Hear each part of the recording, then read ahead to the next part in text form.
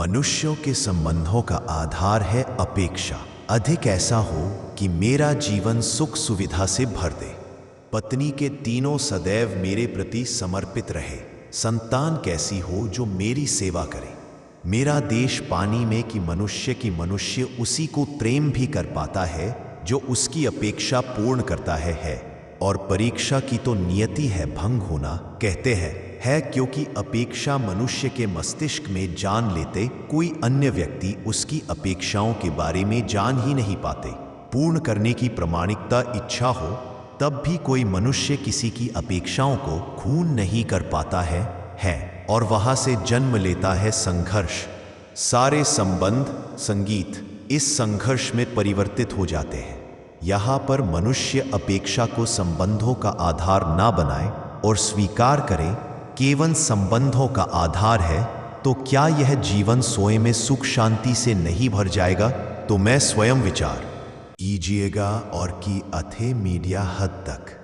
संगीत शोमोर उस समय क्या आराम ही मनुष्य को एक प्रश्न तथा पीड़ा देता है कि वह अपने संबंधों में अधिकतम सुख और कम से कम दुख इस प्रकार प्राप्त कर सकता है। संगीत कि क्या आपके सारे संबंध होने आपको संपूर्ण संतोष दिया है अपने पिता की अपेक्षा कि हमारा जीवन संबंधों पर आधारित, हमारी सुरक्षा संबंधों पर आधारित, किसी कारण हमारे जीवन के सारे सुखों का आधार भी संबंधित, किंतु फिर भी हमें संबंधों में ही अधिकतर युवतियों प्राप्त होते।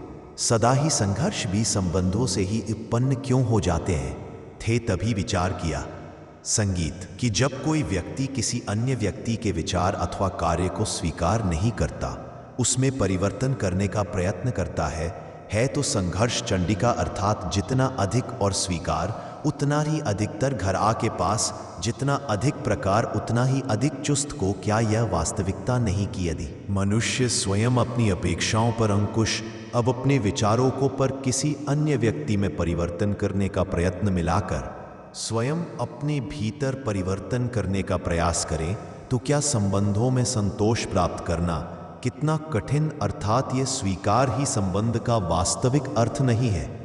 मैं स्वयं विचार कीजिए। ए बुलेट संगीत कर दो कि जब किसी व्यक्ति को किसी घटना में अन्याय का अनुभव होता है तो वह घटना उसके अंतर को झकझोर देती, समस्त जगत उसे अपना शत्रु प्रतीत होता है।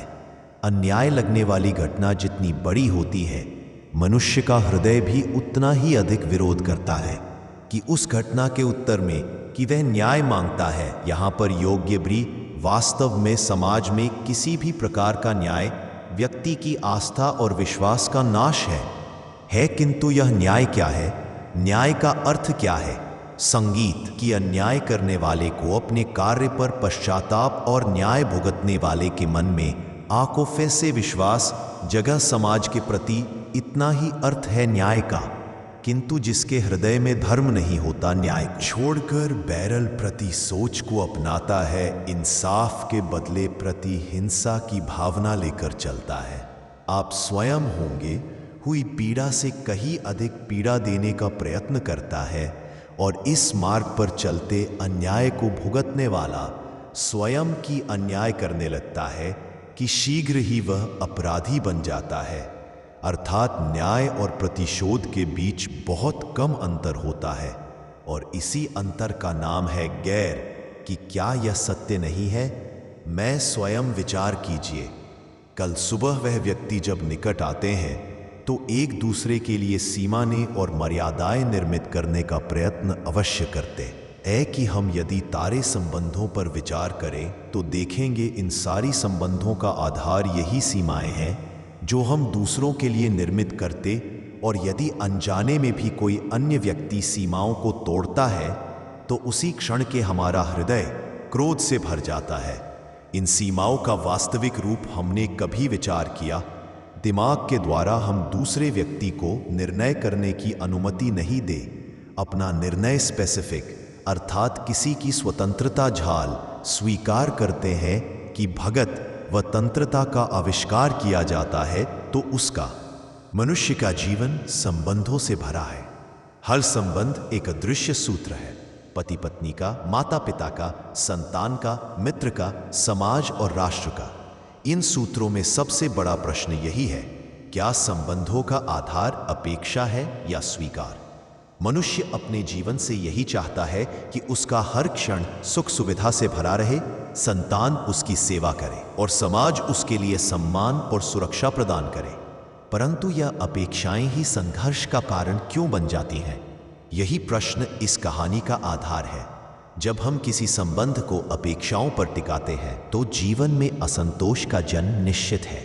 पत्नी पति से प्रेम और संरक्षण की अपेक्षा करती है, पिता संतान से सेवा और आज्ञा पालन की अपेक्षा करता है, संतान माता पिता से मार्गदर्शन और सुविधा की अपेक्षा करती है। परंतु क्या यह संभव है कि कोई व्यक्ति सदा दूसरे की अपेक्षाओं को पूर्ण कर पाए? नहीं, क्योंकि अपेक्षाएं मनुष्य के मन में जन्म लेती है और दूसरा व्यक्ति अक्सर उन्हें जान ही नहीं पाता। जब अपेक्षाएं अधूरी रह जाती हैं तब संघर्ष जन्म लेता है। जहां अपेक्षा है वहीं टूटन है, जहां टूटन है वहीं संघर्ष है। संघर्ष का कारण संघर्ष तब पैदा होता है जब हम दूसरों के विचारों या कार्यों को स्वीकार करने की बजाय बदलने का प्रयास करते हैं। जितनी अधिक अपेक्षा उतना ही अधिक तनाव, जितना अधिक नियंत्रण का प्रयास उतना ही अधिक असंतोष। यदि मनुष्य स्वयं को बदले और दूसरों को जैसा है वैसे स्वीकार करे तो जीवन सरल और शांत हो सकता है। संघर्ष का समाधान स्वीकार है, न कि अपेक्षा। न्याय और प्रतिशोध, अन्याय की घटना जब मनुष्य के जीवन में आती है तो उसका हृदय झकझोर जाता है। वह न्याय की मांग करता है, परंतु न्याय और प्रतिशोध में बहुत बारीक अंतर है। न्याय करुणा पर आधारित है, जिसमें अपराधी को सुधरने का अवसर मिलता है। प्रतिशोध हिंसा पर आधारित है, जिसमें पीड़ित स्वयं अपराधी बन जाता है। यदि पीड़ा में डूबा मनुष्य करुणा को छोड़कर हिंसा का मार्ग चुनता है तो वह भी उसी पाप का भागी हो जाता है जिससे वह पीड़ित था। न्याय और प्रतिशोध के बीच की दूरी ही धर्म का वास्तविक स्वरूप है। हर संबंध कुछ सीमाएं और मर्यादाएं बनाता है। पति पत्नी, माता पिता और संतान, समाज और व्यक्ति सभी एक दूसरे के लिए नियम तय करते हैं। परंतु जब ये सीमाएं किसी की स्वतंत्रता को तोड़ती हैं तभी हृदय में क्रोध भर जाता है। इसलिए यदि संबंधों में सच्ची स्वतंत्रता का सम्मान किया जाए तो मर्यादा की दीवारें अपने आप अनावश्यक हो जाएं। स्वीकार संबंध की आत्मा है और स्वतंत्रता उसका जीवन। पिता और संतान, हर पिता चाहता है कि उसकी संतान उसी राह पर चले जिस पर वह चला और सफल हुआ। पर समय हमेशा बदलता है। बीते हुए मार्ग आज की चुनौतियों के लिए उपयोगी नहीं रह जाते। संतान अपनी अलग क्षमताएं और इच्छाएं लेकर जन्म लेती है। इसलिए पिता का कर्तव्य संतान का मार्ग तय करना नहीं, बल्कि उसका चरित्र गढ़ना है। सही शिक्षा यह है कि संतान को संघर्षों से जूझने का साहस और विवेक दिया जाए, न कि उसका मार्ग पहले से तय कर दिया जाए। संकट और शक्ति संकट से मनुष्य डरता है, परंतु यही संकट उसकी सबसे बड़ी शक्ति बनते हैं। इतिहास गवाह है कि जब जब संकट आए तब तब समाधान की शक्ति भी जन्मी। संकट हमें तोड़ते नहीं, गढ़ते हैं। हर संघर्ष के बाद मनुष्य और अधिक आत्मविश्वासी और ज्ञानी बनता है। वॉइस ओवर: संकट अवसर है अपने विचारों को ऊंचा उठाने का, अपनी आत्मा को सशक्त बनाने का। धर्म और परंपरा, परंपरा धर्म को संभालती है, पर धर्म परंपरा से बड़ा है। परंपरा पाषाण है, धर्म उसका शिल्प। यदि हम केवल परंपरा को पकड़ लें और विवेक से धर्म को न खोजें तो हम अंधविश्वास में बंध जाते हैं। यादवों की मुक्ति तभी हुई जब इंद्र पूजा की परंपरा को छोड़कर गोवर्धन पूजा का धर्म अपनाया गया। सच्चा धर्म केवल विवेक और ज्ञान से ही पाया जा सकता है।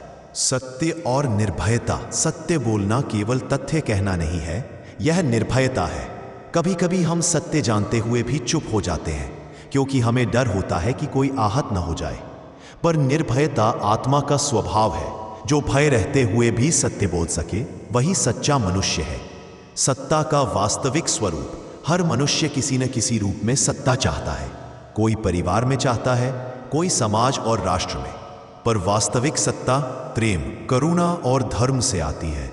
रावण और हिरण्यकशिपु जैसे शासक आज केवल निंदा में याद किए जाते हैं, पर गुरु वशिष्ठ और ऋषियों की पूजा आज भी होती है। सत्ता का स्थायी आधार केवल धर्म है, भय और कठोरता नहीं। माता पिता और संस्कार। हर बच्चा जन्म से संस्कारहीन होता है। उसके हृदय पर जो भी छाप पड़ती है वह माता पिता के शब्दों और इच्छाओं से बनती है। जैसे नदी किनारे बार बार चलने से पगडंडी बन जाती है, वैसे ही माता पिता की बातें बच्चों के हृदय की स्थायी पगडंडी बन जाती है। इसलिए जो माता पिता चाहते हैं कि उनकी संतान धर्मी और सुसंस्कारी बने, उन्हें पहले अपने हृदय पर अंकुश रखना होगा। संघर्षों। जीवन के प्रत्येक संबंध का आधार अपेक्षा नहीं बल्कि स्वीकार होना चाहिए। अपेक्षा संघर्ष लाती है, स्वीकार शांति लाता है। न्याय करुणा से जुड़ा है, प्रतिशोध हिंसा से। संकट तोड़ता नहीं, गढ़ता है। परंपरा धर्म का साधन है, धर्म स्वयं विवेक और सत्य है। सत्ता भय से नहीं, करुणा से स्थायी होती है। और संतान का संस्कार माता पिता के हृदय से ही जन्म लेता है। जब मनुष्य अपेक्षा छोड़कर स्वीकार करता है, प्रतिशोध छोड़कर करुणा अपनाता है और परंपरा छोड़कर धर्म खोजता है, तभी उसका जीवन सच में सुख और शांति से भर जाता है।